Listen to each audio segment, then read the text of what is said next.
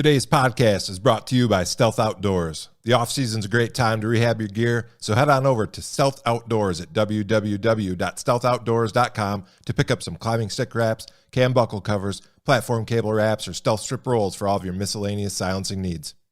Today's show is also made possible by Hunting Beast Gear, innovators in mobile hunting gear and the designers of the Beast Sticks and Beast Stand. Check out the latest products at www.huntingbeastgear.com. And now, on to the podcast.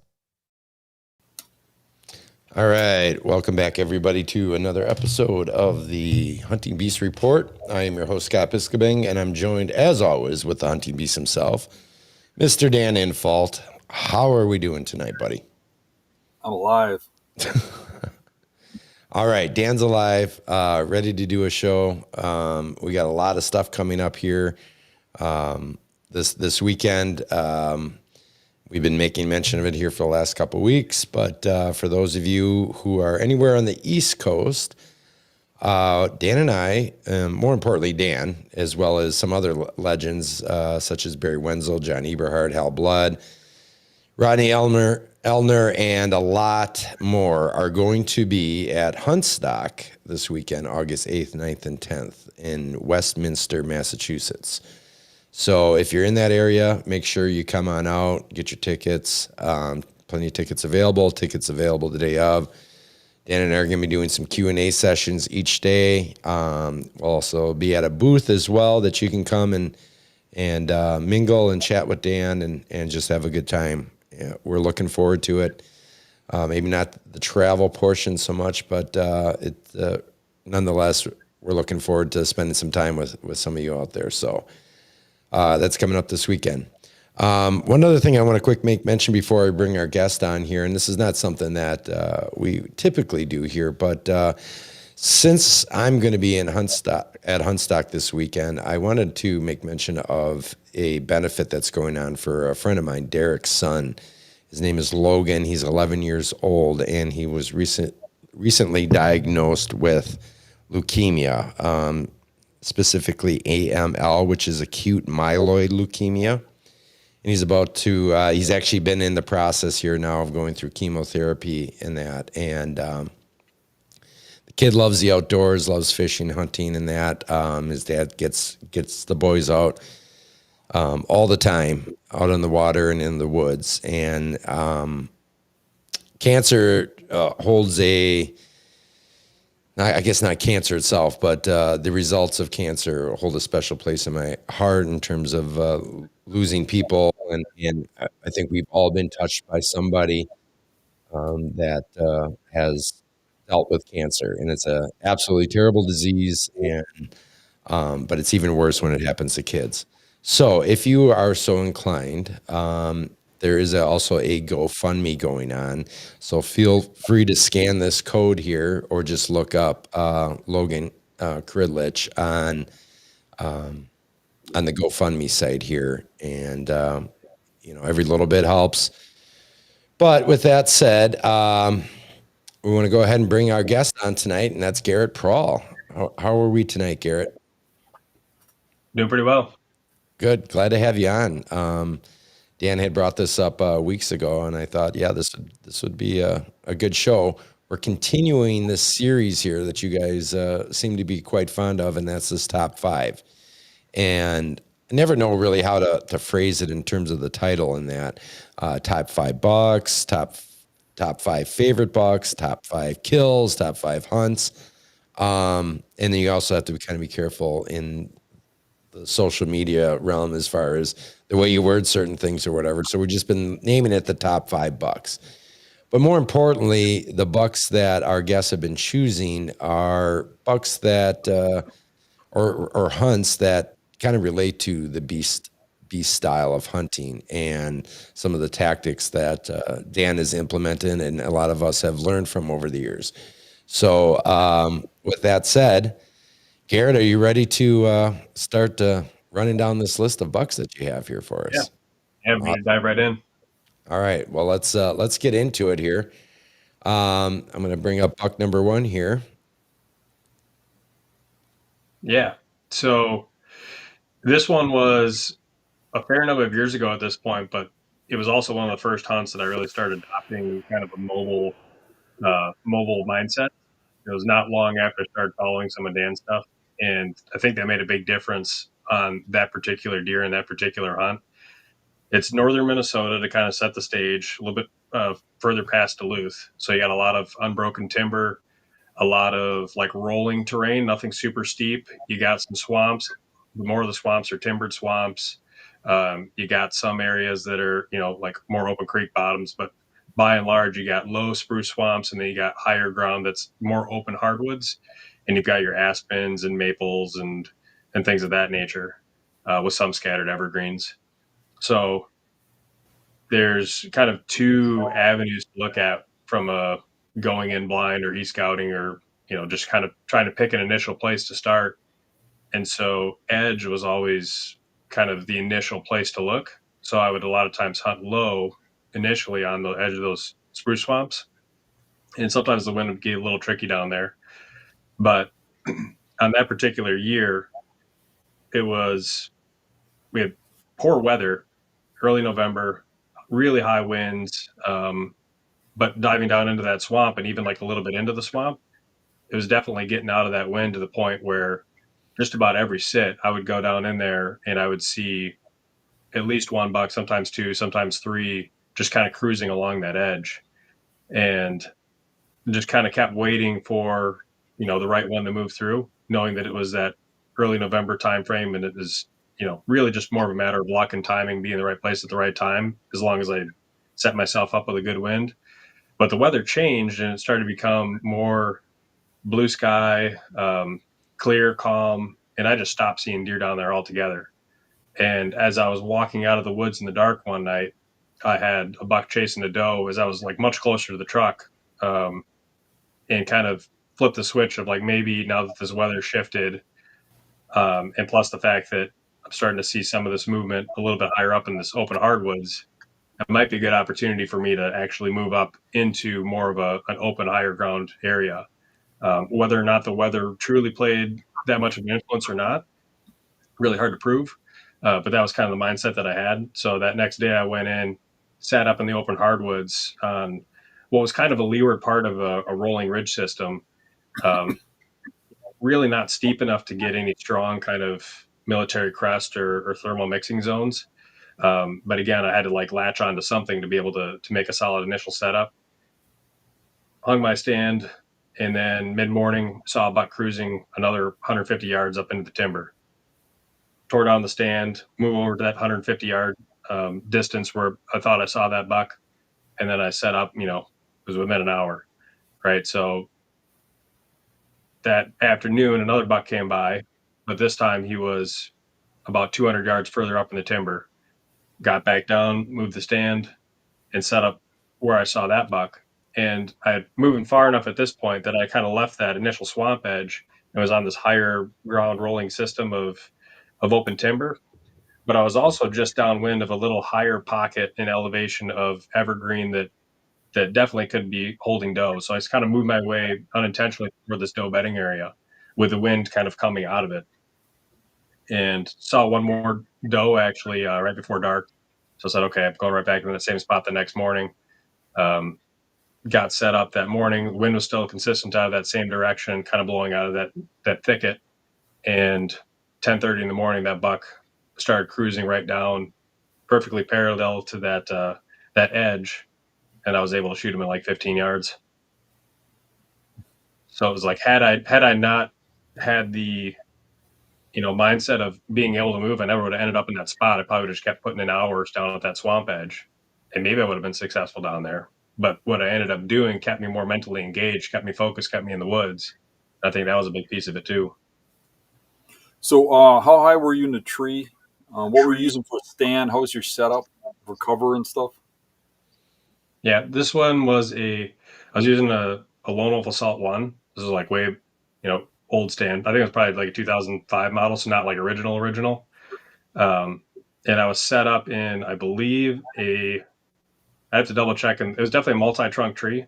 I think it was a multi-trunk aspen, if I remember correctly. But I was up maybe 14 or 15 feet, but there was enough cover in that tree that even though there was no foliage, I still felt like I could move somewhat. It wasn't down in that type of habitat. You can see it in the photo. You got a lot of aspen trees, and then you got a lot of spruce trees or other type of evergreens. And it seems like the best setups in that kind of environment is if you can find an evergreen that's tucked up like right next to an aspen, to where like the branches almost even like kind of separate around it, and you climb up right in that crevice. It's like you totally disappear. So it's like if I can find that, then like that'd be ideal. But in this case, I didn't have the evergreen cover, but I still had multi trunks to be able to kind of hide my outline a little bit. So did you see the buck go down? Did you have to go looking for it, or? I was fairly certain I saw him go down. And I'm fairly certain I heard him crash. It was like just kind of out of view where it was like I was 99% sure, but didn't want to rush it too much. So I still waited. But he ended up dropping right where I thought he did. It was a little far back. It was still one lung, liver, stomach, and it clipped the back end of that opposite lung. So, probably would have placed it a couple inches further forward. Now I've since learned to lead walking deer a little bit and kind of shoot them right at the shoulder. But it still ended up working out. Yeah. I always hit walking deer too far back. Yeah. It's like you don't want to stop them because you never know they could just take off running. And they don't really duck as much, it seems like, if they're on a walk. So it's like, it's a great time to shoot them if you know about how much to lead them. Right. Got a quick question here from Lead They Follow 25K. Did you leave your set overnight? On that occasion, I did. And the restrictions up there allowed us to leave equipment in the woods. So. Okay. But yeah, had we not had that been the case, then I would have had to, tear everything out and set it back up in the morning. Sure. In that case, maybe I would have went back into gray light. Maybe I would have got in early enough. If I knew exactly the tree I was going into, I probably would have went before first light. But if I was just going in there blind, I probably wouldn't have. I probably would have gone in more gray light. Sure. All right. Dan, you got anything else on that, or? No, I'm good. All right. Well, let's pull a buck number 2 here. What's the story? So what's the story here, Garrett? This one is Missouri, roughly central-ish part of the state. And this one, another pretty short travel hunt. So early November again, probably a few days later calendar-wise than the last one. But again, a similar scenario in which like the time is not unlimited. I don't have all the time to, spend just purely scouting. And so on this particular hunt, it was a matter of like figuring out certain spots that I think might be good travel corridors between doe bedding areas, what might be good pinch points to maximize the time, maximize the opportunity while I was down there. But there's also a big weather system coming in.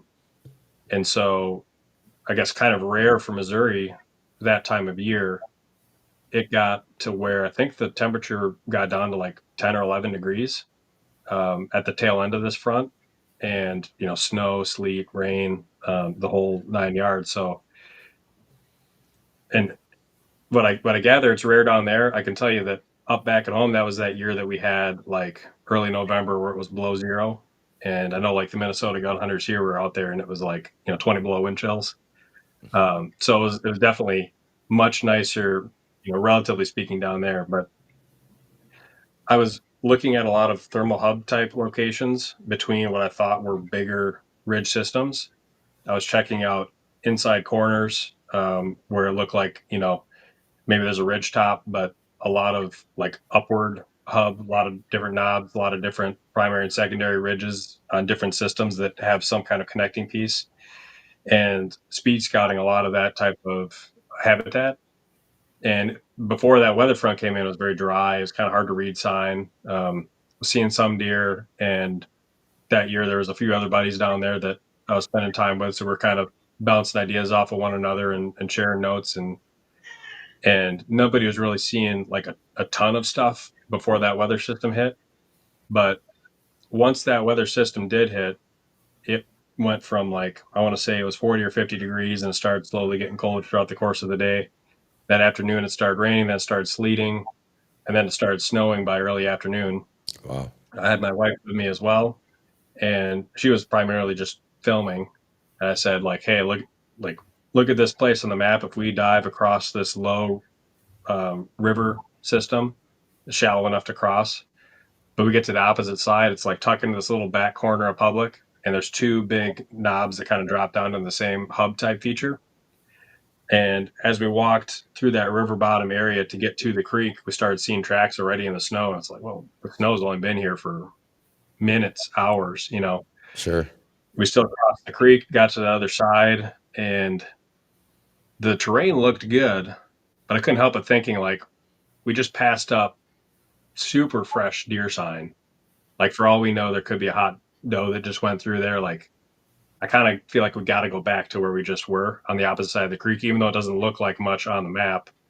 So we dropped back down off that train system, crossed the creek back to that original side, where it's just flat, and not really much for good choke points or pinch points. But there was a few isolated deadfalls, and so we did pick one of those deadfalls, and it was as close as we could get to where it was, again, like some kind of brushy cover, some kind of edge down there that we could, pinpoint something within just like the monotonous open timber, and also close to where we saw, a lot of those fresh tracks moving through. So we get set up in the deadfall. We got one big tree kind of behind us, and then, branches kind of scattered in a V to the left and right.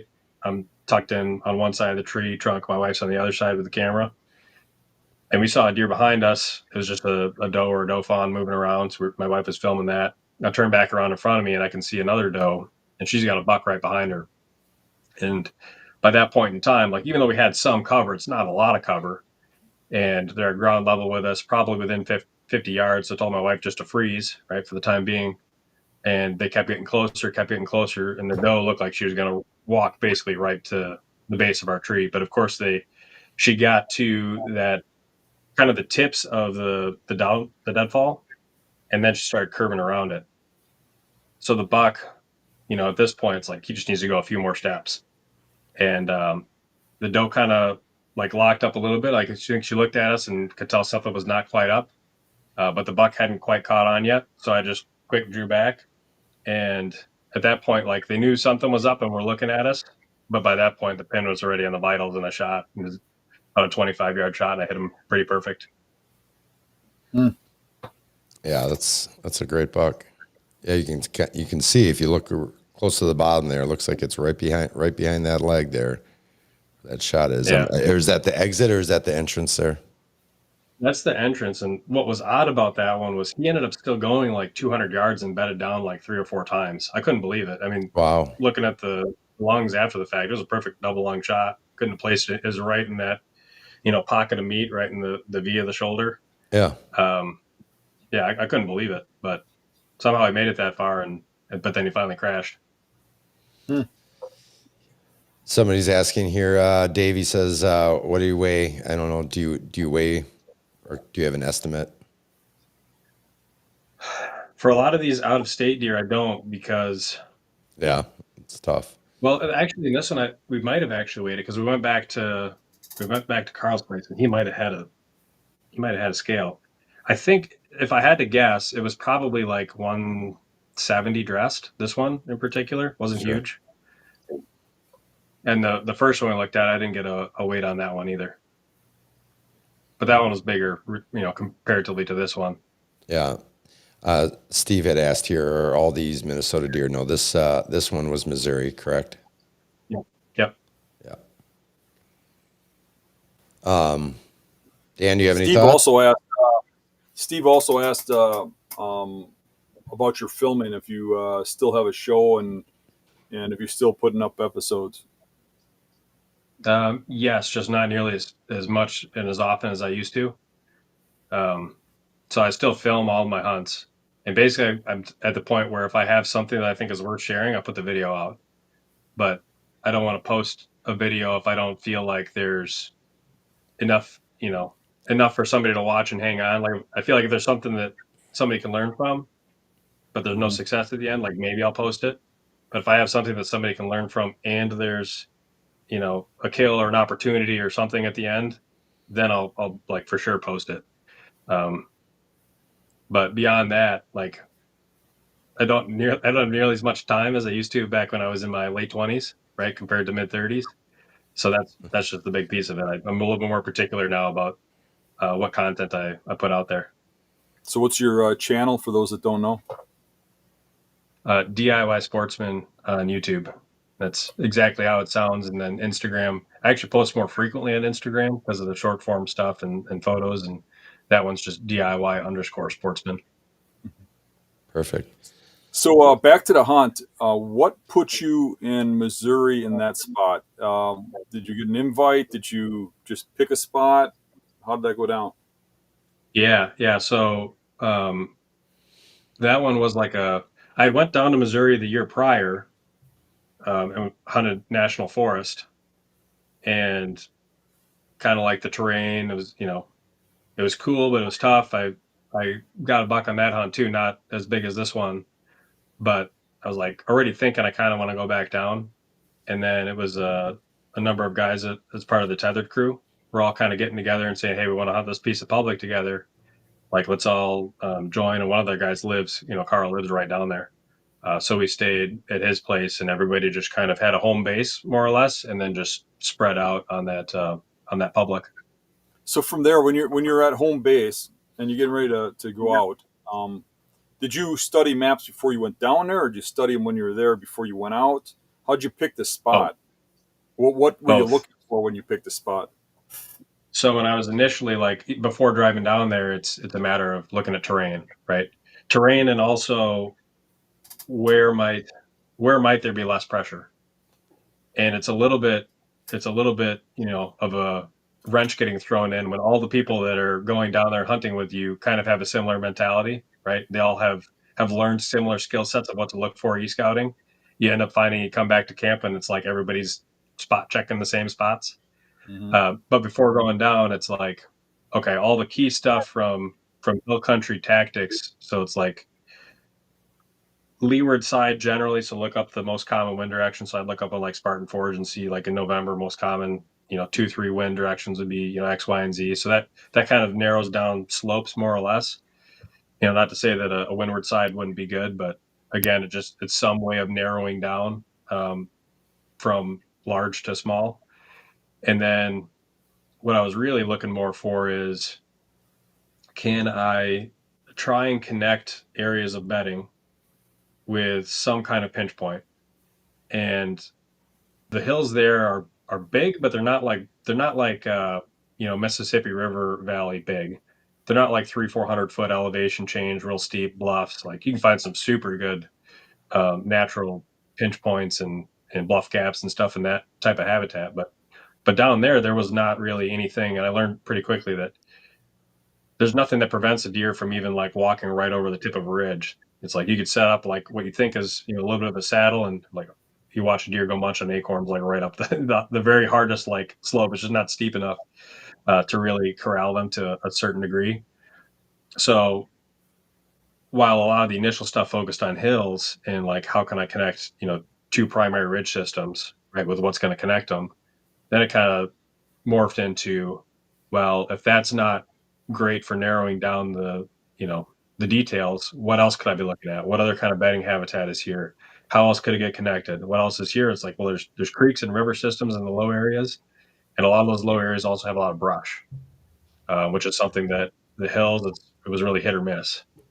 And you look at some of the river bottoms and just kind of ignore the hills at a high level, and it's like, well, you got this brushy strip of land tucked between a hill and the river, and you got brush on the other side of the creek, and then the creek kind of does like an oxbow or double bend, and the brush kind of necks down. And then, oh, look, there's also like a point of a ridge system that drops down right at that corner.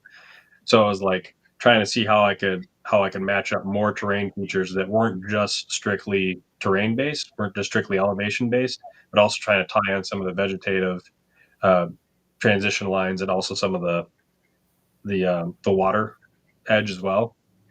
And the spot that we ended up going, it was, like I mentioned, it kind of had a little bit of that, but just not like ultra choked down. Like, it had a lot of those features, but it was still pretty spread out. And I think ultimately, like, seeing the tracks that we saw and finding that little bit of edge, like that was just enough to, in our case, have a deer come within bow range. But that was not necessarily something that was a guarantee. Like we could have just as easily saw, I felt like, a buck chasing a doe, 250 yards off through the timber.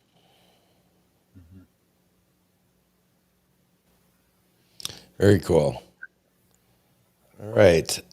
I don't really have anything to add to that. I mean, that's just that's a phenomenal hunt. I did have a quick question. That buck that's over right behind you there, is that first buck we talked about?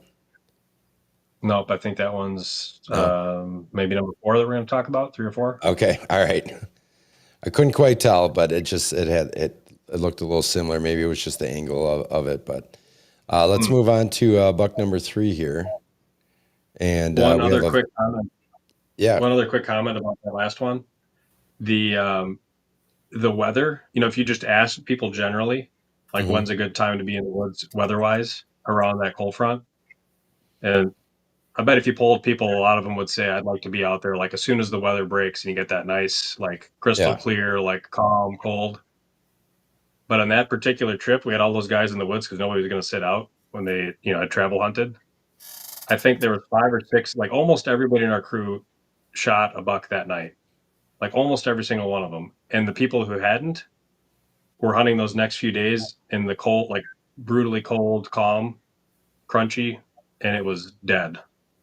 So I thought that was just kind of like an interesting little observation about the weather and just globally in that terrain and that weather pattern, how those deer were moving.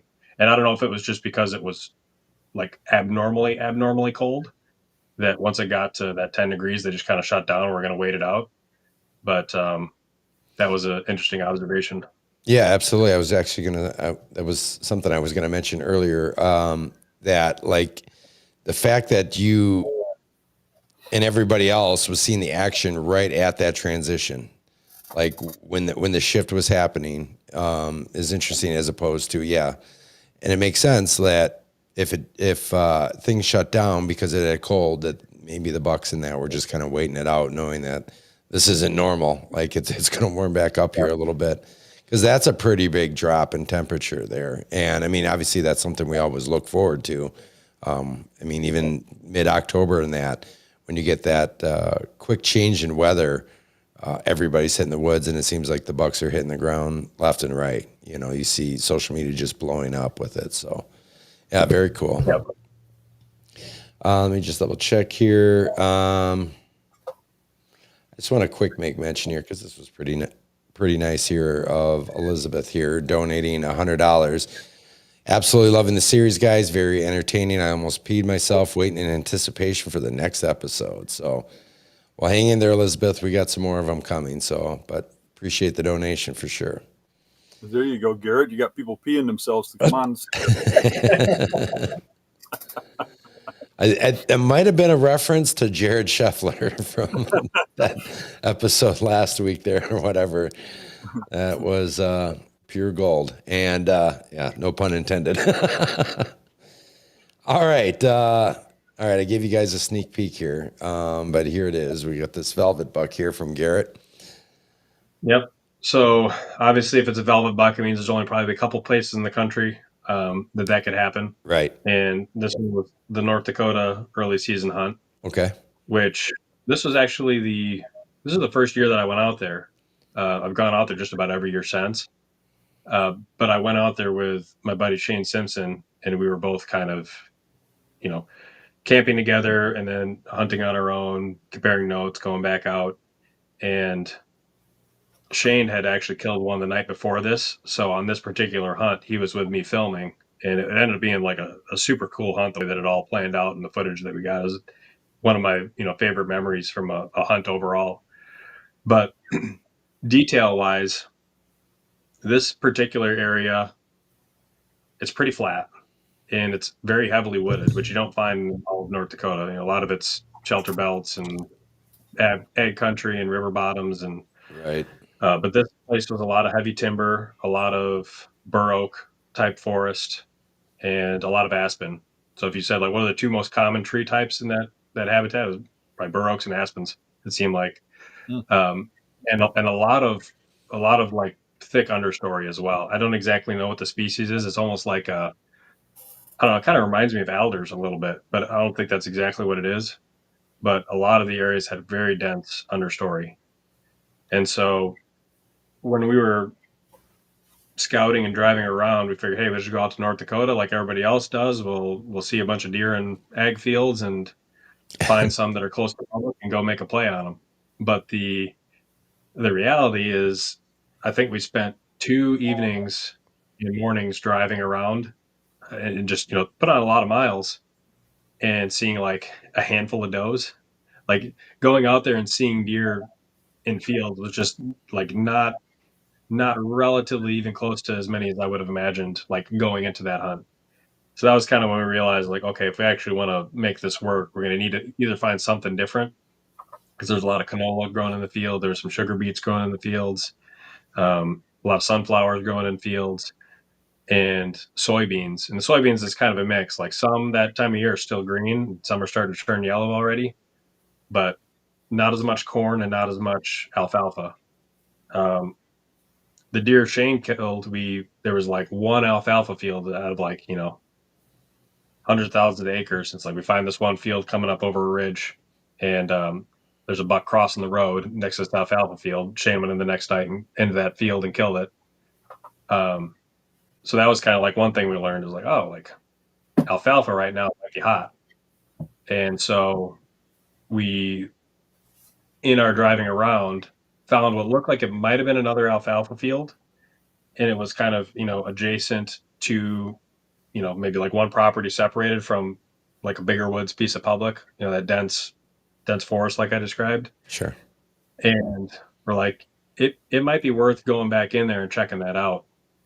So that next afternoon with him tagging along and filming, we slowly work our way in along the boundary line, and we started in kind of this open grassy area where we've got to one side that private land, and the ag that we saw is still way back there.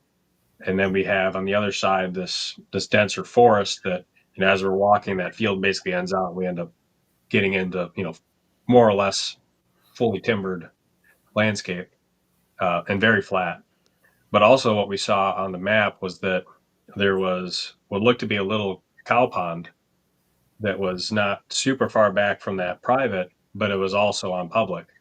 And so the initial thought going in is like, well, like this could be good. There's this thick, dense cover back here on public. We got this little round, looks like an ag pond. And then we've got what we think is probably an alfalfa field over on the private adjacent. Like that was our game plan going in, is like we're going to slowly work our way in and probably end up setting up close to that transition on that pond or right on the, near the edge of it. But as we started working our way that direction and that timber started to choke down, that little grassy strip still was grass, but now it was under a canopy, right? We had aspens and bur oaks, and the bur oaks were they were loaded. So many acorns, you couldn't stand for, 5 seconds, it seemed like, without hearing an acorn or two drop that whole way back there. And so as we walked, and it's like, oh, there's a scrape right here along this edge, like pretty much right where the forest choked down to where now you had, for the first time, like solid tree canopy going from the public bedding, clear across toward that private. Kept on going a little bit further, another scrape. This one's a little bit bigger. And it's this little interior pocket where we've got pretty much full canopy, but this kind of like underneath it's like this grassy little pocket, and you've got maybe 40 yards or so before it's just dense. And the grass, when you see it, it's all matted down. There's fresh poop. You got the fresh scrape right there, and it's like, do we really want to walk past this? I don't know if we can walk past this. We like maybe we hunt here tonight, and then if it doesn't pan out, then we go back to that next location that we had originally thought might be good based on the aerial. So we had the game plan of like, yep, let's just go set up right here. I popped up in a leaning aspen that was kind of leaning almost over that scrape, and Shane picked up in a tree that was, maybe 10, 12 yards behind me. And we started seeing deer probably 2 hours before dark, little I think I saw a couple small like velvet 6 points working their way back in that brush. And as it started getting closer and closer, more deer started to move, and we had some does and fawns that started moving out into that grassy pocket and just kind of milling around and more or less staging right in that area that we're set up on.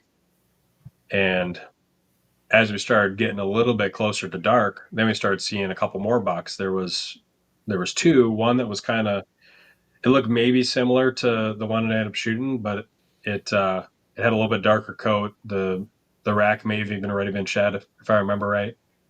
But this one looked like it had a bigger body. Just seeing it in the woods, especially in comparison to a lot of the other does and that fawn that were around, it was like at one point there was that deer standing at like 35 yards and a fawn standing at like 25 yards, and just like the difference in body size was immense. Just So I dwarfed was it. like, Yeah. well, I'll shoot either deer, but like that one, like I really love to get a shot at. And we've got, by this point, half a dozen deer within bow range, not that high off the ground. I mean, we're helped by the fact that there's leaves everywhere. And I'm, tucked back behind this little aspen that's like, not that big in diameter, but it's another split trunk type of tree. And that buck kind of came across me, and he was right on the edge of that thick, where it was like on the edge of the thick in the grass. So about like 28, 30 yards ish. And I got ready to draw back, and then he kind of milled back around the other way. So I picked my bow up around the tree, drew back at one point, and then he kind of, never really gave a shot that way either, let down, started moving back that primary direction back to this side of the tree, drew back. And then at that point he was, he finally gave me that quartering away, and it was right about 27, 28 yards. I never actually ranged it, but I shot him for that, and it hit him just about perfect. And then he dove off into that dark timber, and he piled up after like 50 or 60 yards. Yeah, there's no doubt that buck's a tank. I mean, we've been seeing some of the comments here, people talking about what a cow, thing's huge. So did you go out there with the intent? Was this supposed to be a velvet hunt? I mean, it was an opportunity to hunt deer in early September. Sure. Before the Wisconsin and Minnesota openers came. And it's, hey, if we see a velvet deer, great. If not, like, it wasn't intentionally trying to target a velvet deer. It was just like, hey, this is the closest opportunity we got for an earlier season hunt. And, going into it, like, you assume that there's deer in North Dakota. You know that's a fact, but like, you never really know when you're scouting from a state away of, hey, does this little pocket that we picked, like, does that pocket have deer? Or is it going to be more elk country or moose country? So we didn't really, like, there was the thought in our mind of like, we might go into the spot and find that there's just not a lot of deer in general, and we might have to go pick a different part of the state. Like, that was just a possibility that we were okay with. Okay. And we decided to go there, and it ended up working out. There's plenty of deer there. Yeah, I mean, I guess that was my next question is, was there a reason why you chose this particular part of North Dakota? Was it on a hunch, or just based on some of your own research and checking maps and things like that? Or yeah, part of it was there's a lot of public, and if you look at a map of North Dakota, there's only a couple pockets where there's a lot of public, and there's plots land. But the plots land can be a little bit more restrictive. Like there's rules around, like, not being able to hunt over ag fields that still have crops and, things like that. And then they also have the rule where you can hunt on any land that's not posted. And if I remember back, even watching some of the early whitetail adrenaline stuff, that's like what, Jared and those guys would do, is they would find land that was not posted, see deer, and then they'd, be able to go hunt it. But what we found where we went was that any of the stuff that looked really good was all posted. And a lot of the stuff that was not posted was, open ag or like filter belt type stuff. Well, you drive along a river bottom, posted. And so that was kind of like a safeguarding a little bit of like, hey, like if there's no good like places that are just walk-in private, then at least we've got a lot of public to play around with. And it does get a fair bit of hunting pressure. Like, like I mentioned, I go there just about every year, and the pressure's picked up, and of the few areas that you can get into that are river bottom, like I don't even really go into them much anymore because you go back at camp and just, talk with other guys that are there, and you find out that the spot you spot checked, like 4 other dudes have walked back in there like in the past 2 days, Yeah. And so now I try to pick stuff that like I know nobody's getting back into. Like I might get back into some like hill stuff, or stuff that's just much harder to look at reading a map. Yeah. Like that pond, that like everybody can see that on a map, and it's like one of the more popular spots for guys to go check. But like I went back there 2 seasons ago, just up in the hills, ended up bumping a buck that was bedded on a, like you never would have seen it on a map. You never would have known looking in, from an e-scouting perspective. But walking on a hillside, there's a little lip that kind of like a semi bench that forms, but it wasn't very big. You can see it on LiDAR, but you can't see it on aerial. And a little grassy strip opening on the side of that hill, and I bumped a buck on the back end of it.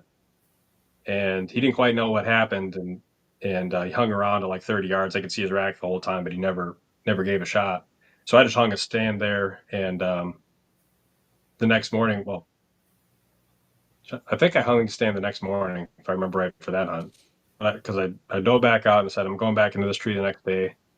Got in there in the dark, plenty early, got set up in that tree, and that buck came walking not too long after light, and that one I missed. And I was shooting a recurve at the time. It probably would have been a pretty easy compound shot looking back. But point being, like in that type of habitat and that type of terrain, like we got lucky with the obvious stuff that first year where I shot that buck, but now I treat it a little bit differently, just knowing how the pressure operates out there, and especially that time of year, it's very busy with out-of-staters, and the average, like I don't know if I want to say experience level, but at least knowledge level of what to look for e-scouting is very high for the people that come in from out of state. And so I try to now scout my way into stuff that I think is going to be a little bit more off the beaten path. Yeah. So I guess what you're saying is that there's no real substitute for boots on the ground. I mean, it's e-scouting in that it's a starting point, but boots on the ground is going to tell sometimes a completely different story. It might tell, you might have an idea, but when you're actually in there. So, Dan, do you have any thoughts on that? When you were talking about the properties you're ending up and stuff, I was having flashbacks to some of my trips and thinking about how it's really become as, mobile's gotten popular and what me and you do has become popular. When you go to the higher destination places, like on travel trips, it seems like I'm finding, and I kind of got this gist from what you said. You can correct me if I'm wrong. But for me, I've been finding that if I seek out the properties that just look really set up for deer, I always run into pressure. I never, you find deer sign, but there's other guys and stuff. I started looking for properties that look like crap, honestly. And those are properties that they have nobody on them or nobody looking at them, and have the potential to hold the bigger bucks. And I've been doing better that way. Yeah, no, that definitely drives with what I've been seeing on those types of trips as well. Either that or just finding a property that's so big that even if other people are hunting it, you can find an unpressured pocket of it. Yeah, I think what I was kind of getting at is most of the destination spots that a lot of people are picking really have smaller properties. You can't outwalk the people. Yeah. You got to find a spot where for some other reason they're not going there. Yep. Yeah, that makes sense. All right. Anything else you want to touch on this one? No? Okay. All right. We're going to move on to this guy here. What a stud of a buck this guy is. Wow. Yep. And this one is the one that's up behind me. That is okay. The one behind you. Yep. All right, now I gotta switch back over here so I can see. Okay, I see it now. Yep.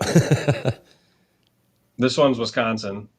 Okay. Also on public, and it's a little bit different habitat type than historically I had always kind of grown up hunting. I grew up in Wisconsin. I live in Minnesota now, but when I grew up hunting in Wisconsin, I started learning on cattail marsh type stuff, kind of similar to what Dan has always talked about at the time. And over the years, as I grew and moved over into Minnesota, you can't get into as much of that similar type habitat. And the stuff that is closer to the border that I can easily hunt, it's a little bit smaller properties. It's more like ag, mixed hill country type stuff. The pressure's high. You can't really outwalk people, like Dan mentioned earlier. And it's very hit or miss if you see a big deer show up. And when they do show up, it's very unpredictable in terms of if he's going to stay there or not, if he's going to get bumped off onto some private that he could just easily live at and maybe get a shot at him during the rut. But what I ended up realizing is that there's tens of thousands of acres more north in Wisconsin that's just kind of that more rolling type terrain, kind of similar to that first buck where you got some evergreen, some high ground, some oaks, not as much for white oaks, but you certainly got a lot of red oaks. And with some of the whites mixed in, you got more logging activity. So you got clear cut regrowth. You got a lot of weeds and early successional growth, early season, a lot of these areas, but they're really thick and you have just so much cover early season, but then like it starts to die off. Then the places where deer congregate tend to get a little bit more condensed. And you got beaver dam systems and creek bottoms and alder swamps and tamarack swamps and lots of different kinds of edge, as much edge as you can muster up, and so much land to be able to spread out on. And so it's a little bit further drive for me. That's probably the downside. But the upside is that these deer, it's much easier for them to get age on them than it is in some of the easier to hunt properties, or just the smaller ones that you got, even off the public, you got private land guys that are shooting everything with rifles. And so, but like on some of these bigger properties, like, yeah, they can still get a lot of hunting pressure, but it's so easy for those bucks to just during gun season dip down in a dogwood swamp or tamarack swamp or something and just hide it out and then get a couple of years on them. And once they've gotten to through those first few hunting seasons, it's almost like they become increasingly harder for anybody else to kill, and they can become a much nicer deer. So it's like the potential is really high, but the hunting is very, very much, I guess, tougher to call your shots, right? It's much tougher to pick a specific, bedding location and be like, they're going to bed here. Cause I've seen them bed where you'd expect them to bed on like, transition areas of tamarack swamps, or like on a root bed system of a tamarack surrounded by water, or like in the dogwood, or, on some of the transition lines where you got the swamp edge that either kind of, makes a bowl or makes a jut out. Like you find beds and all that kind of stuff that you'd expect, but then you also find them bedding on the edges of clear cuts. Sometimes you find them bedding in the interiors of clear cuts up against like a log or a bigger tree that they left up. Sometimes you see them bedding just on an open hillside. Sometimes they might be bedded in adjacent, like near water or beaver swamp. It's like they're so much more spread out that trying to find them early season, I've still not like really figured that out. But during the rut, it's like, even though the transition areas and the pinch points are not as defined as it would be in like bluff country, there's still some really good travel corridors that those deer like to use. And like you can have some really good activity and really good hunts where I've gone into some of those pinch point locations and seen, I think as many as like 6 different bucks on one day, either late October and or in November. And so, yeah, it might be a little bit more work and a little bit more random and a little bit less like targeted. But if you know that they're out there, it's just a little bit different style, right? So in this particular scenario, this was, I want to say, the first year that I had hunted this bigger chunk, this particular property, but I had scouted it for a couple of springs earlier. And so I kind of knew generally where a lot of that bedding type habitat was initially. And we had a big storm come through that area, knocked down a ton of timber. I don't think it was a tornado because it was a little bit too widespread. There were tornadoes in the area, but in this particular property, it's just straight line winds because we're talking thousands of acres. and all of the windward stuff, all of the upper hilltop stuff, a lot of the oaks, a lot of the bigger canopy type trees all got laid down, and it made it to where you couldn't even access a lot of that property. But on some of the leeward sides, some of those trees were still stayed standing. And also on those leeward sides, some of the reason it might be leeward is because maybe it's dropping out into water or a creek system or a beaver pond. And so you would have these beautiful little corridors along between the edge of water in many cases and the blowdown up top. And it could also be like a clear cut type area. Like I saw both scenarios play out. And so it was like if you could find an area where there was some water, some clear cut, some blowdown, and then like corridors that could mesh between, like deer were bedding and all of that stuff. And but like certainly if you're in the right spot at the right time, it was like I know it's hard to hunt. There's no way to get in here clean. Like I'm putting my boot scent everywhere anytime I get into these areas, but it's like you hit it right and you might just get that opportunity. So I was okay a little bit with maybe being more aggressive than normal just because there was no really great other way to get in there with clean access and hunt a lot of those areas. But we still tried to stay a little bit mobile in the sense of like a lot of first time in, like, hey, we're going to speed scout this area and we're going to find a place to set up, maybe hang a camera. And then the next day we're going to hit a different strip. And then the next day we're going to hunt a different spot. And by systematically doing this, mid-October, we found where like the woods had just opened up. Scrape, scrape, scrape, big rub, big rub. And we hung a camera, and that night, this deer was on that camera after dark. And so we put a couple more cameras out, and one of the areas that we put one out just in like a, perfect kind of hub, it's since been destroyed through additional logging, but we're talking the edge of a beaver pond where a bedding area kind of poured perfectly into it, right on the outside corner. Big scrape there, camera on it. And between that October, 17th to 18th, when we put it out, and November 11th, there was a 2-year-old or bigger buck that daylighted every single day throughout that entire, almost month stretch. But nearly impossible to get in there clean.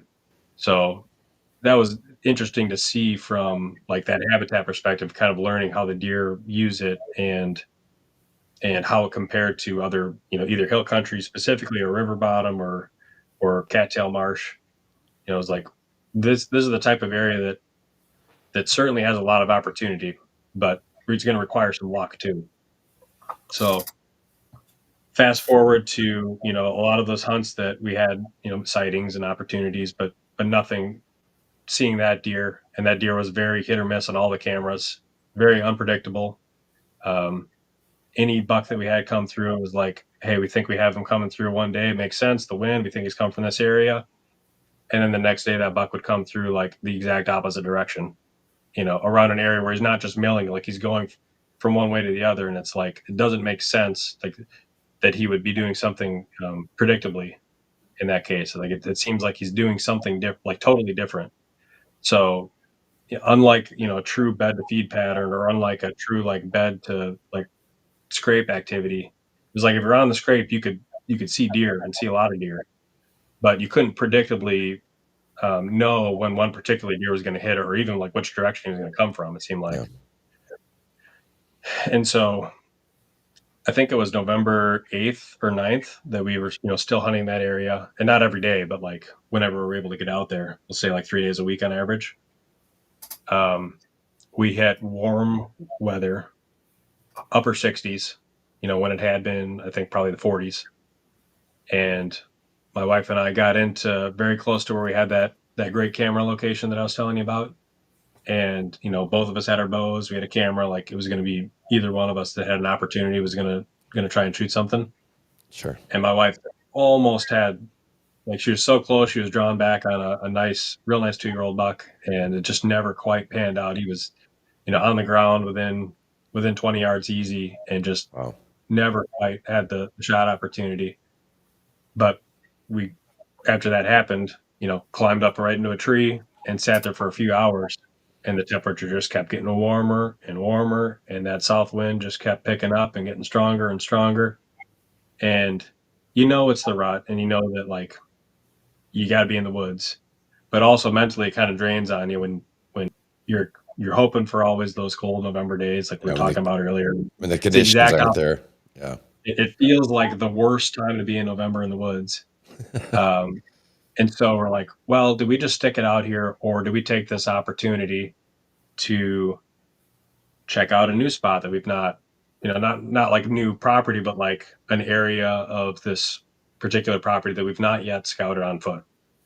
It looks similar to what we've seen in the past, but like we haven't quite gotten that far. After seeing this deer sign and seeing his track and kind of knowing the size of his track, we had kind of marked different locations where we'd seen that track, and we knew where we had gotten him on camera. And so we drew kind of this like little egg shape on the map of like this is where we've seen his sign, or this is where we've seen him on photos. And the weekend prior, we had gone down to the bottom end of that no more sign. So it's like, well, this could be like the opportunity to check out the upper rim of that little egg on the map. So we're like, all right, let's go ahead and do it. It was midday, got down, walked up. It was probably half a mile that we moved to get to that location and start to scout it. But we got in there and wrapped around a little, smaller beaver pond, and there's a big rub on the backside of it. Like probably, I can't remember exactly how high it was. It was definitely close to, mid chest high, big around as the lower part of my thigh. And there was fresh marks, or, fresh strips of bark laying on top of everything. So it was fresh. We got up on a ridge that was just adjacent to that swamps, right? So we're walking around the little beaver pond, and as we loop around, like it starts to pick up on a little ridge that's just adjacent to it. And again, there's some mix of deadfall here. And so we're kind of, going over stuff, but like navigating through, it's not totally blown down, but it's definitely like not open hardwoods either. You can't see super far in any given direction. So we got right on that ridge and immediately saw a buck. Tried calling at it, and it just was on a mission, kept going right up that ridge. So we just followed him right up the ridge, almost, directly in his tracks. And it opened up to what was just this beautiful scrape. I mean, like, we'll say from one end of the scrape to the other, because it was like really like 3 or 4 scrapes that were all basically connected, probably 12 feet long. I would imagine. Wow. Because you had that scrape tree that was like, you had the branches all the way around. It was basically just one big giant opening. And so we knew from the cameras that deer were still actively, like not maybe working scrapes like they were in late October, but like still definitely checking them and going through and maybe, hitting a licking branch and keeping on moving through. Like we just saw this buck go through, like for all we know, a hot doe just came through, like, let's just sit on this thing. It's 2 p.m, hot, and found a deadfall to tuck behind. And it was a fairly large tree, but the root ball, when the tree topped over, the root ball was, making this big shield.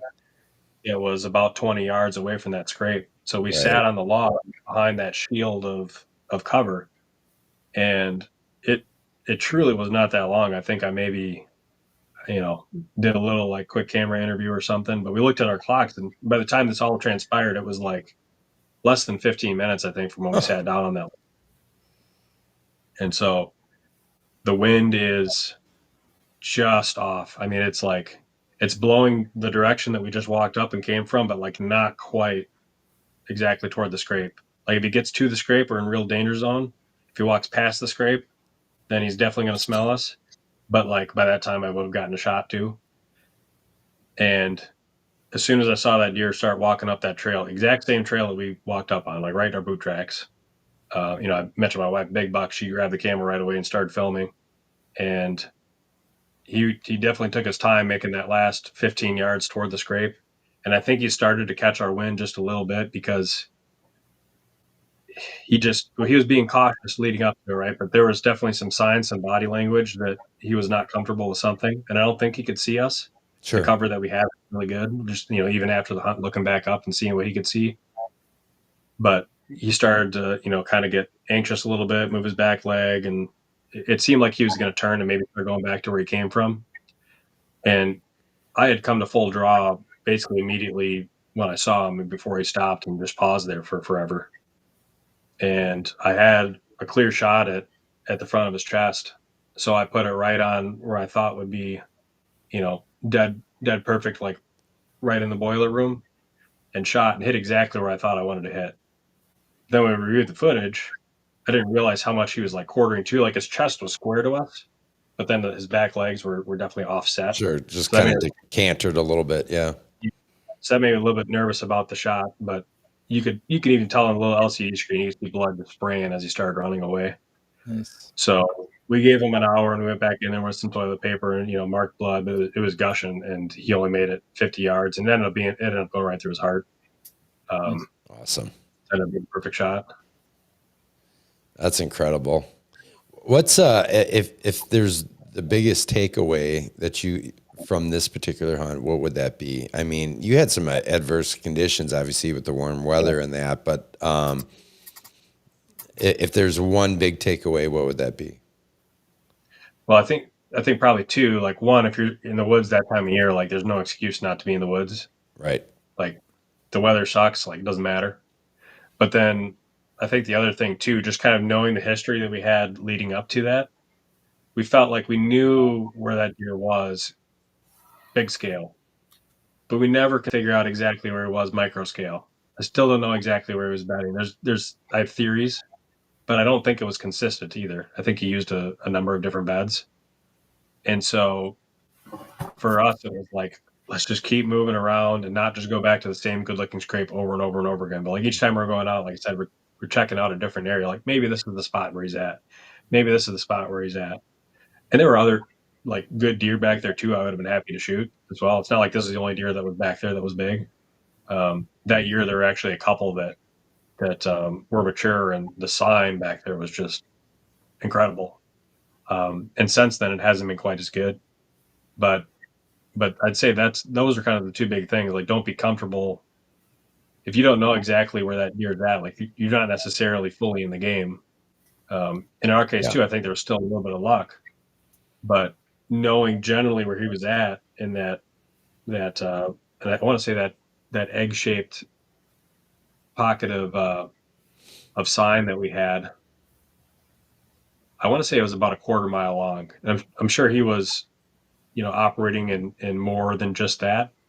And once I posted a picture of this deer, then like a whole bunch of private messages started flooding in, like, oh, I got this buck on camera. Oh, really? I got something. Yeah. And some of it was just like not true, but like a lot of it was like they showed me an actual picture of the deer. And one guy that was on private, and he was about a mile away, had that buck at like early morning that same day. That same day. We Wow. covered like a mile, just in that morning. So like I said, it was luck in the fact that we were in the right spot at the right time. Yeah. But also, had we not gone down and kept continuing to be mobile, we never found that great spot. Like that's still a spot you can go back to and have good action at. When you're hunting those big bucks like that, and they're in an area, they do hop around like that, and they got like different preferred bedding.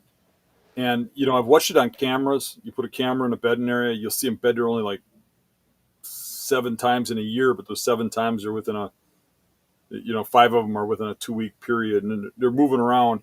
But when I start getting pictures of them, or I start getting sightings of them, or whatever, if I know the area, just that hopping from bedding area to bedding area, a lot of times it is a little bit of luck. But you're in the area, and it seems big, but there really is only so many spots where you can pop out. And the truth of the matter is if you know where those spots are, you got to have a little luck. But the true ingredient to killing them is the buck's got to live in that area.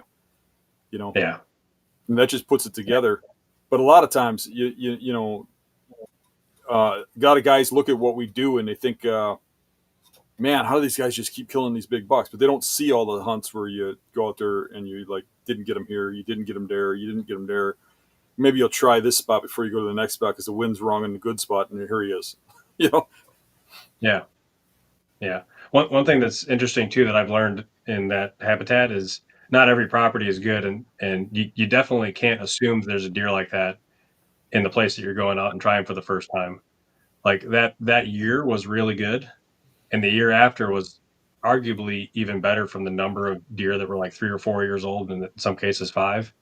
Wow. More than probably any property that I've seen that I knew about, and that was very interesting to see. But then they had a winter kill.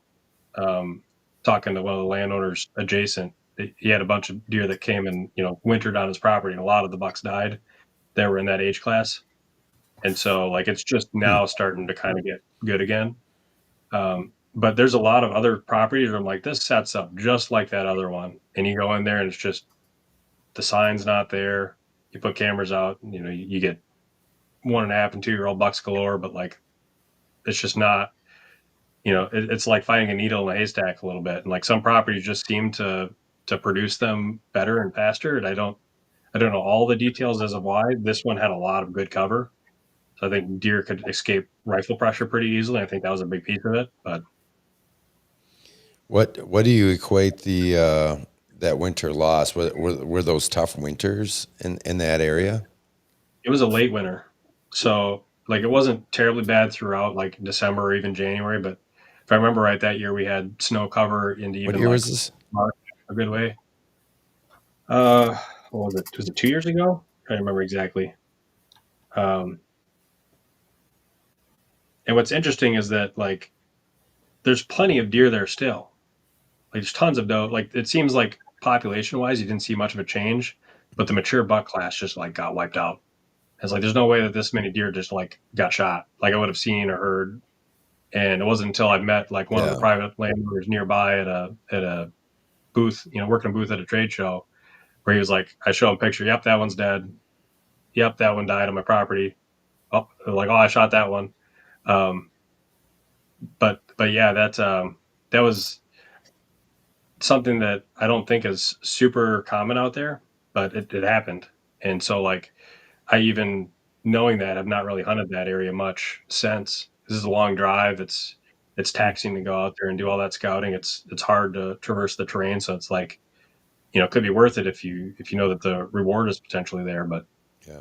That's a good like point. A lot of guys, I'm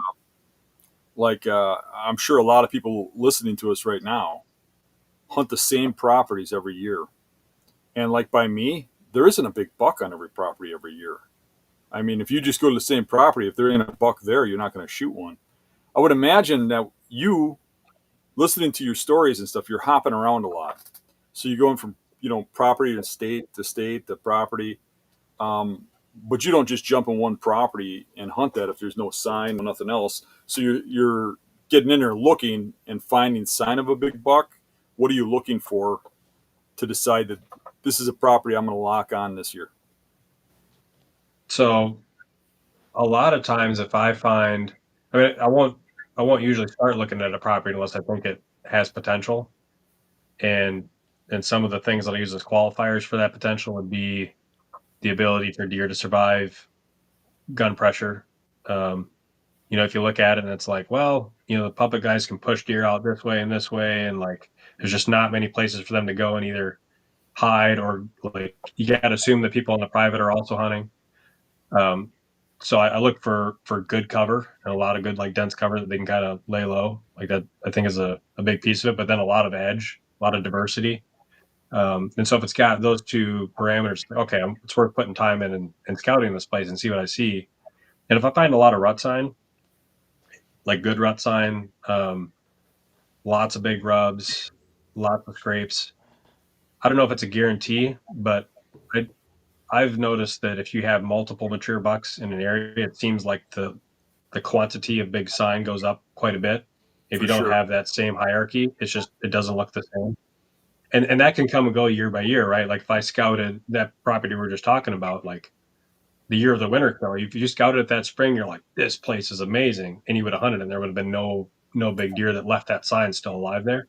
So it's a little bit of a not a guarantee, but it helps to know that the area has potential year over year. If I see a lot of historical and fresh sign from the prior year that big sign is being left, and then if it's during season, if I find a big track, that's always like that's like the biggest thing. Big rub is nice. Scrape, can be nice to see, but if it's got a big track in it, that means so much more. North Dakota, for whatever reason, you just don't find a lot of rubs out there. At least I've not. Mm-hmm. But I can find big tracks, and I can find a lot of scrapes out there. And so that's what I usually key in on more out there. I don't know if it's because there's also elk, and if that has some kind of influence, it's like they must rub somewhere, but I don't see nearly the quantity of the rubs out there that I do closer to home. But then, yeah, like if I can find a big track, it's like, something of substance is in there. You don't know maybe how many there are. Maybe it's just one, but you at least know he's there that year. It's not like you might be chasing a ghost. So I don't know. I'd be curious to know your thought on that too, Dan. But that's just kind of like high level what I look at, like if it's a postseason versus like an in season. I was pretty much shaking my head the whole time. Yeah, that's spot on what I do. But yeah, I think I just wanted you to say it because I think a lot of guys listening to this probably get stuck in that routine of liking a certain property, and that property might usually have a big buck, but there's going to be years that don't. Things change, things happen, and some places will always have big bucks. I mean, we know places like in Iowa or something where you can go down there and always have good bucks come out. But if you're chasing big bucks in places like public land, Wisconsin and stuff, you can have properties that some years have them, some years don't. And you do got to go out and find them. And I'm doing the same thing. I'm weeding out the properties that look like gun drivers could just go through there and kill everything. If a deer can't make it to 6 years old, why are you hunting there, right? Yeah. So then on the properties that can hold them, I'm going straight to the best areas and seeing if there's sign. If there's not, I'm not wasting my time searching the whole place down. I'm getting out of there and moving on to the next one. And I probably skip over some good bucks by doing that. But when you find a sign, you're on something. At least you're not, just assuming or guessing. Yeah, I'll say too that I never really understood growing up what a big track was. Mm-hmm. But now I've been fortunate enough to like see big tracks and also see the deer that left them in some of these areas. There was one buck that in that same property I never quite killed, but I had him at 5 paces on the ground and wasn't able to pull it off. But he got shot by a private landowner during the rut when he stumbled off the public. And if I remember the numbers right, he dressed at 250 something, and his live weight was 330 or 340, somewhere along that line. And that deer had a big track. Yeah. And what was also very interesting about that deer, and also the one that I killed, was that both of those deer, two of the biggest body size and rack deer that I've, been within bow range on public, both did the exact same thing in that they both walked exactly on the access trail that I came in on. And that one on the second buck caught me off guard, and that's why I was not able to get an arrow in him. Mm-hmm. I had to freeze, and then he, walked right to the side of me and then looped around, and I got my bow. But by the time he passed the deadfall, he was walking straight away, and it wasn't a shot I was going to take. But I was expecting to come off from in front of me, off the hillside where the clear cut was, and loop back down. And he ended up coming. I took 45 minutes, an hour, like inching my way into that spot, right through this little corridor, and like looking at his tracks on the way in, but thinking like that was his tracks, like that he was going to be going out of. And he came right. I still don't exactly know the details of how and why that happened, but I thought it was interesting that both of those deer came exactly in on that access trail. And I don't know if it's because they're curious and they feel safe, and maybe they're not used to smelling scent there, and they want to check it out, and they don't smell you yet. They just smell your boot scent. Because I'll see a lot of times too, where you'll have cameras and a black bear will go through or a guy will go through, and like you'll see another deer in there, and it's like they don't even care. But if you get a lot of boot traffic in there, then they just avoid the area. But it's almost like that first time, it's almost like clockwork. It's like the deer's in there immediately after you hang the camera, and then he's gone. It's almost like he's curious, he's checking out, like, what is this scent? Mm-hmm. But then it's like, yeah, if he smells you, like, game over. Yeah, when I run cameras in spots, almost always I'm picking a spot because I think a big buck's going through there, maybe at night, whatever, feeding area or something. But I know there's one going through there, and I want to see what he looks like to see if he's worth hunting. And just like clockwork, within 1 to 2 days, sometimes within hours, that buck will walk up your trail, smelling where you went in front of that camera. And a lot of times it's in daylight if you set that camera in the morning. Yeah. And comes right in. But from then on, then there's like a 20, 30 day thing before you come back again. But that first time, and I've seen that over and over again. So, I mean, I know exactly what you're talking about. Yeah. Yeah, it's almost like if there's a way to figure out how to work that to your advantage, then it's like, I mean, it happens by happenstance every now and then, but You know what? You're an engineer, aren't you? yeah. Yeah, you got that mechanical mind like me. I can't set up on something that doesn't make sense, whether it works or not.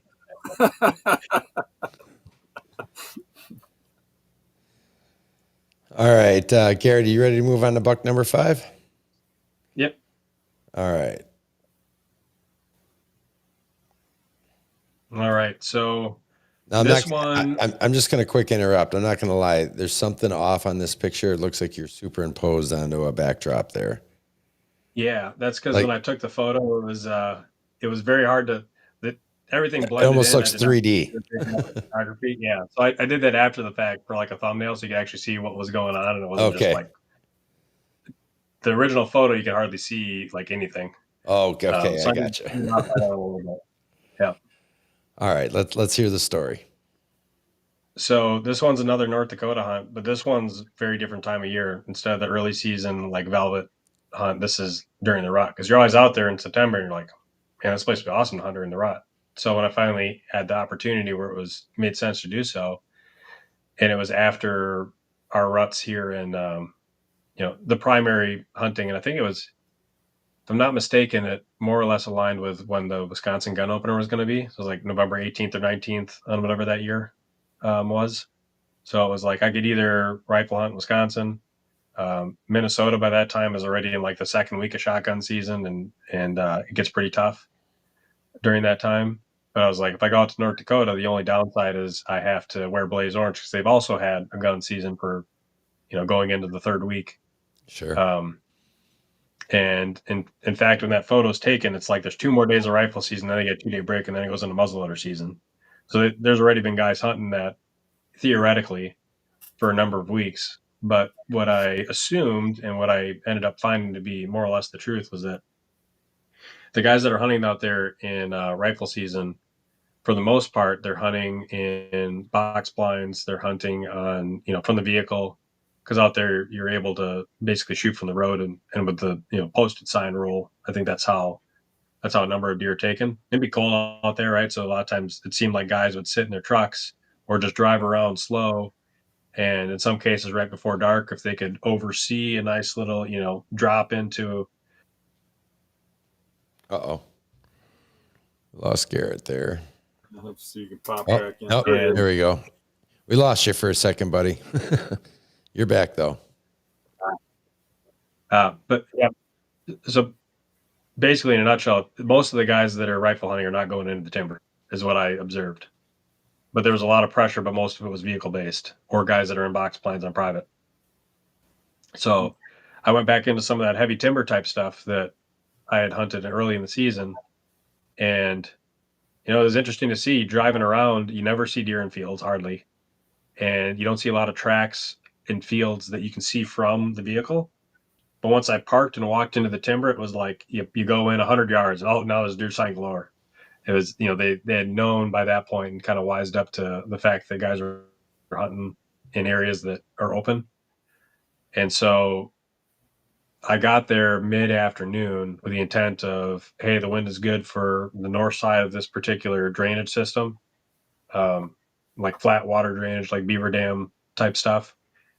And so I'm going to go in there, check it out, see what the sign looks like. And I walked in there. There's definitely some deer sign, but not as much as I was hoping or expecting to see. And I backed out that evening and said, tomorrow I'm going into the other side of that system. And the wind technically could have worked for both sides. So I was just kind of eliminating, like trying to figure out basically where I'm going to spend most of my time over the next several days. Because being that late rut, it's like if I can find a good spot, I'm comfortable posting up in a tree for a few days solid. And going into that next area the following morning, it was cold, single digits, maybe like warming up into, the teens. But there was way more deer sign on that side of that dam system than the first side. And as I started working my way in further and further and kind of getting closer to some of the stuff that I knew to be good from the September stuff, I got like halfway back in there. And again, it was like, man, there's so much sign like right where I'm at. And this area is, super flat, a lot of bur oaks and a lot of that real dense understory. But it's pocketed almost to where 80% of the forest is heavy understory and like heavy cover and flat. But then you have these little rises within the timber that you can't really see from aerial photos. But you have these little rises, and those are the ones that have the bur oaks and they're grassier little rises early season. And this time of year, it's all open. There's no grass; everything's covered in snow. But the deer were kind of almost using those little rises with the openings in the bur oaks as travel corridors, going from like rise to rise to rise, and kind of jumping through those high areas because it's probably easier for them to travel instead of just busting through the thickets. And scrape after scrape on some of these overhanging bur oak limbs. And I'm in one of these pockets looking around, and it's like I'm looking at the different bur oak trees, and it's like scrape, scrape, scrape, and there's like a trail that I'm on, and there's like two more trails that intersect. And I'm thinking, okay, again, just like that hunt we talked about, I think it was number 3. I'm going to set up here now, and I can always go further back on adjacent days, like if I feel I need to. But even though this feels like it's in the middle of the timber, it feels too good to pass up. Mm-hmm. And so I set up in one of those bur oaks. This time I was in a saddle on kind of the back side of it, right on, as you have that rise, it's on just the back lip.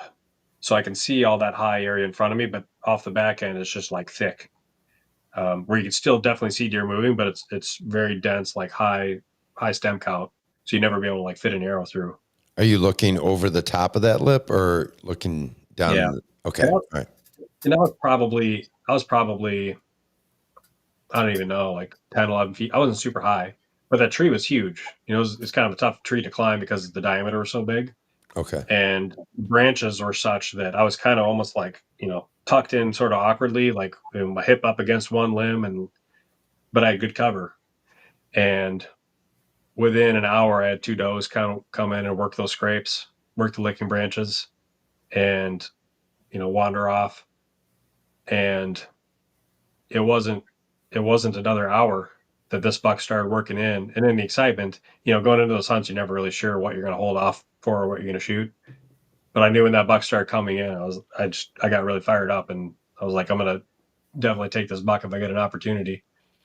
And of course, like out of all those trails on that high ground that deer could have taken, he didn't take the heaviest one. He took the one that like angled exactly toward my tree and then was going to drop off into that thicket. And so I'm on this back ledge, not very high up, and he's walking uphill kind of toward me, sub 20 yards. And then like, yeah, I had good cover, but also I'm wearing blaze orange, and I'm like eye to eye with this deer at full draw. So eventually he stopped, and he's like he could see me clearly in the tree. Yeah. And but he didn't spook. But at that point I could see, basically clear down his chest. And so I shot. And that one, unlike that prior one we were talking about, that one was pretty much directly down the length of the deer, and the broadhead stopped basically in the hide on the back of his ham. And he didn't go far at all. Real quick question here. Just want to bring this up here. Any tips for getting a stand in those large diameter trees like you were in? We have a lot of them in the river bottoms. You were hunting in a saddle on this, correct?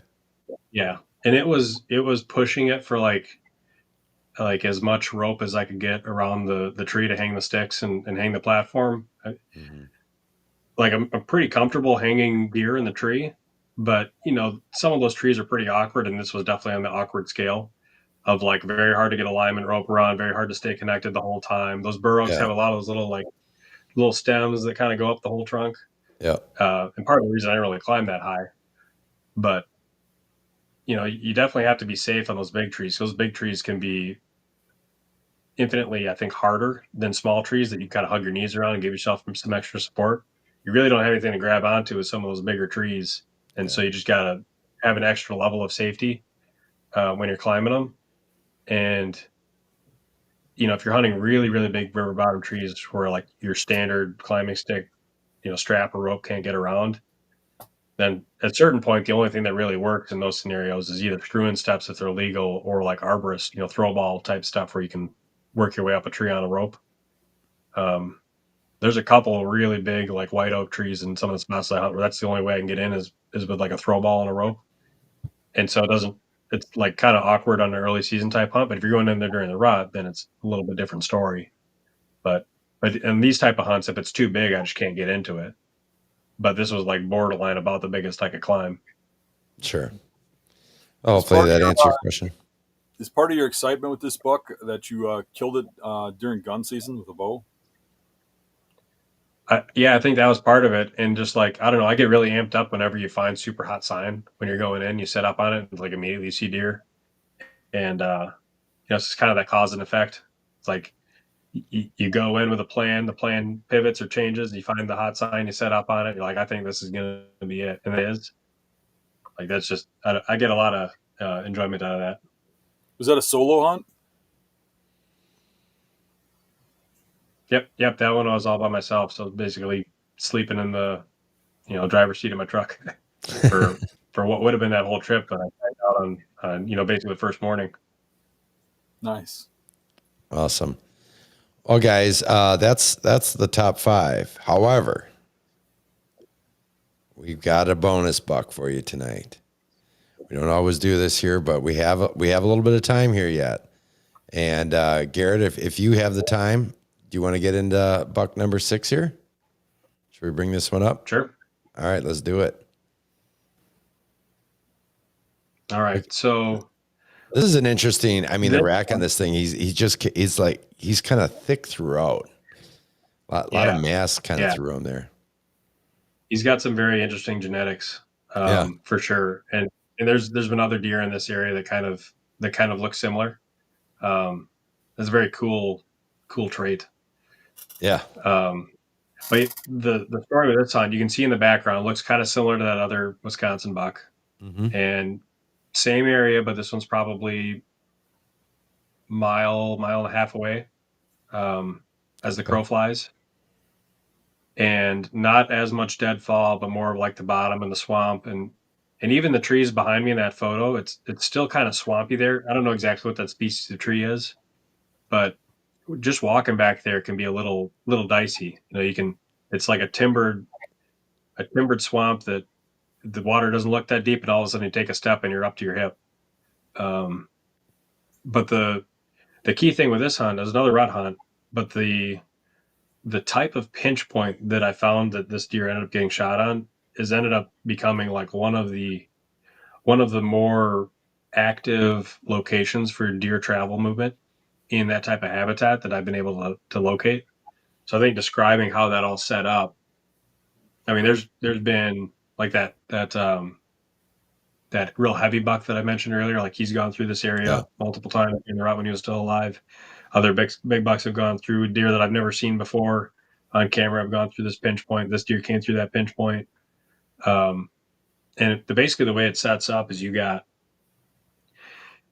this general flow of like far, like a little bit of ag, and there's not like a ton of ag in general in this area, but you got some. If you look at map of Wisconsin, you get far enough north and it's kind of starts getting a little more scattered and eventually turns into just like full northwoods. But I'm not quite that far north. And so you get this ag that's mixed in, and throughout most of the season, you have some doe traffic and even buck traffic goes back and forth between like this heavier, dense public and the ag. And then during the rut, you've got a lot more movement, it seems like, actually in the timber, and much less travel out to that ag, especially once the crops come off. In late season, it's almost entirely in the public.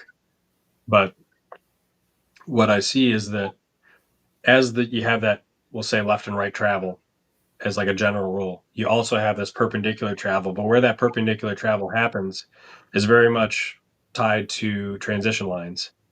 And and certain transition lines are better than others, and certain edges better than others. And the combination of those factors definitely seems to play a role as well. Like it's like the more things you can stack together, 3, 4, 5 factors, the better it becomes. And so with this spot, we have what we call like maybe a feeder creek into like a bigger creek.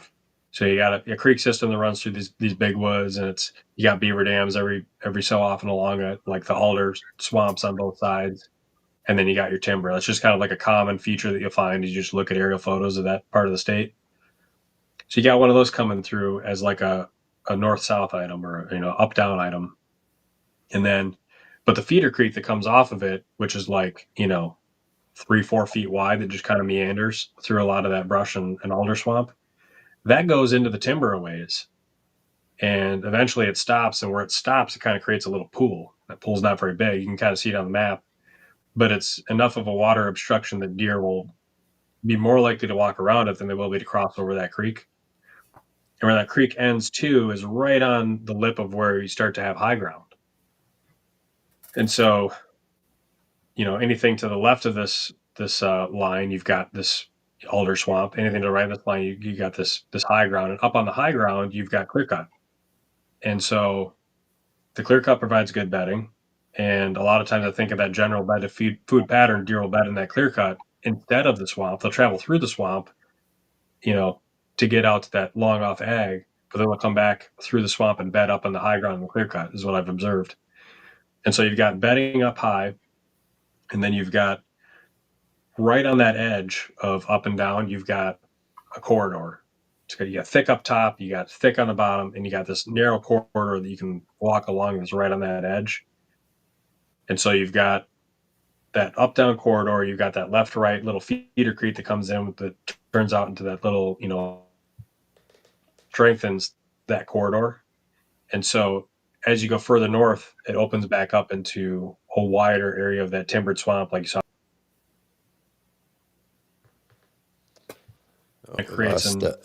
Okay, we lost you again there for a second. Backtrack about 5 seconds there. Are you there with us, Garrett?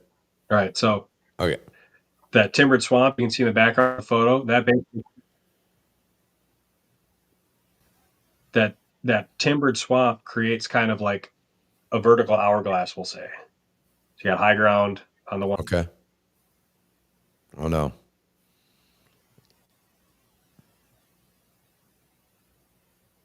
All right, I think I'm back. You guys hear me? Yeah. Yeah, you're back. All right. So you got the hourglass, and then in the middle of the hourglass, you got that feeder creek with the water system.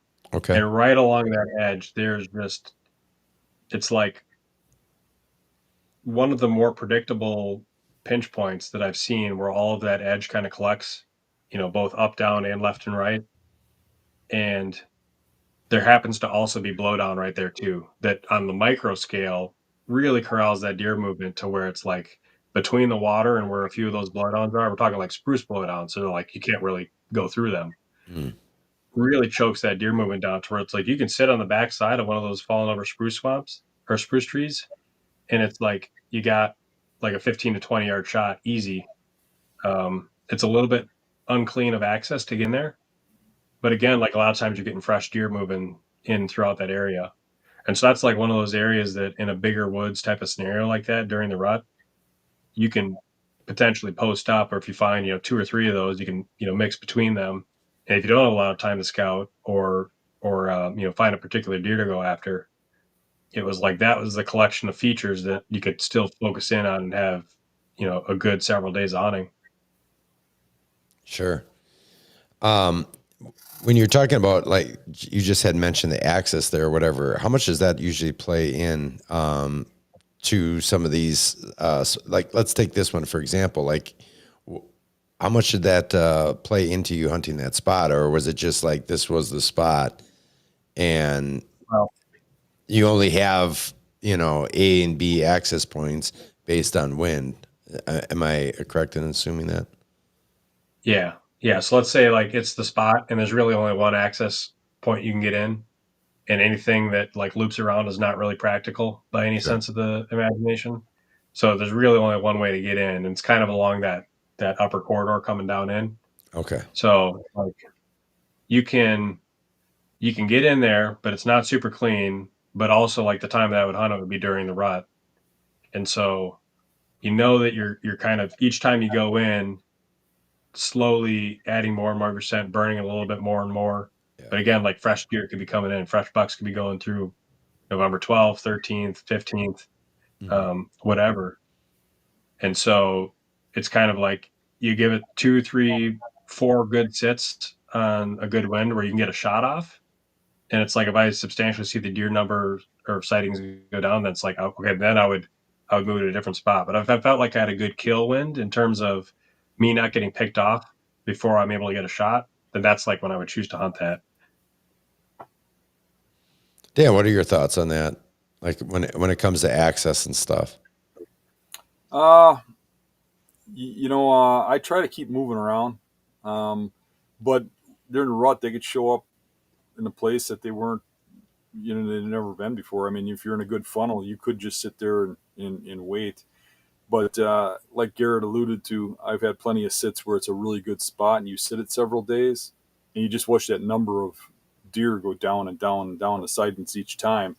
Yeah. So if you're spooking the does out of there that are coming through on a regular basis, the buck that's traveling through, if it's a pinch point, yeah. I mean, if he's coming there for those does and following them, if you're kicking the does out of there, you're not doing yourself any good.